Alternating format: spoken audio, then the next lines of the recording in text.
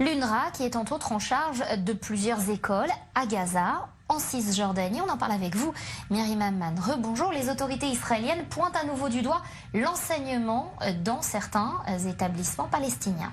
Oui, alors Nathalie, vous vous souvenez des problèmes que nous avons dû résoudre lorsque nous étions jeunes, des problèmes mathématiques?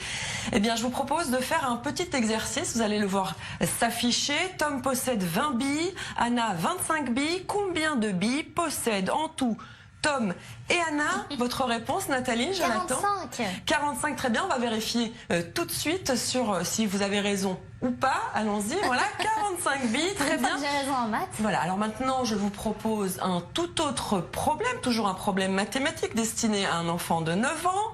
Voilà. Pendant la première intifada, il y a eu 2026 martyrs. Dans la seconde intifada, ils étaient 5050. Combien y a-t-il de martyrs en tout? Nathalie, je vous arrête. Je vous épargne le calcul. Ouais. Ce sont ces exercices qui sont soumis aux petits Palestiniens dans certaines écoles primaires. Et il y a pire. Regardez, dans certains livres, on peut lire s'il y a 13 juifs et que 9 sont tués, combien reste-t-il de juifs? Voilà, ça c'est un exercice, un problème destiné à des enfants de 9 ans. L'information a été publiée sur le Facebook de Polly Mordechai. Polly Mordechai, c'est le coordinateur du gouvernement israélien dans les implantations, dans le territoire palestinien, donc en Cisjordanie et à Gaza. Et il s'interroge, est-ce de cette manière que l'on éduque les enfants à la paix?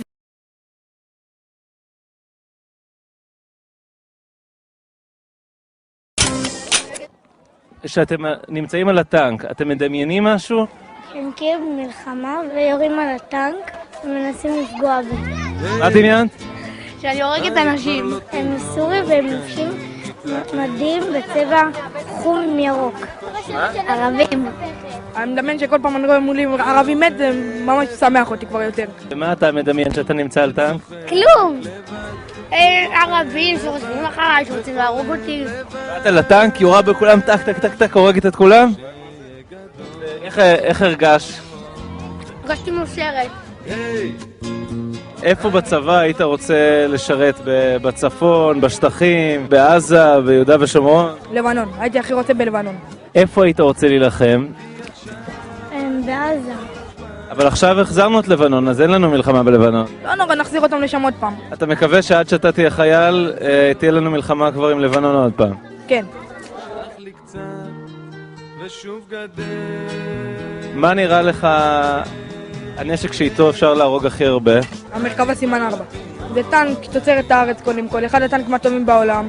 יצא כולה לפני שנתיים. וכמה אנשים אתה חושב שאתה תצליח להרוג שתהיה חייל? 85.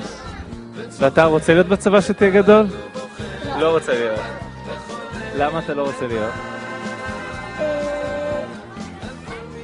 שלא יראו בי. ואתה חושב שבצבא מסוכן שזה יכול לקרות? ולא מפחיד אותך להילחם בעזה שזה הכל סמטאות קטנות? לא.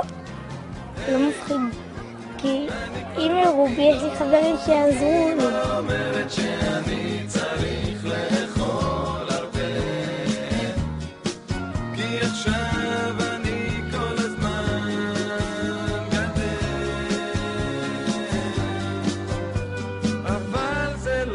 Évidemment, la réponse est dans la question.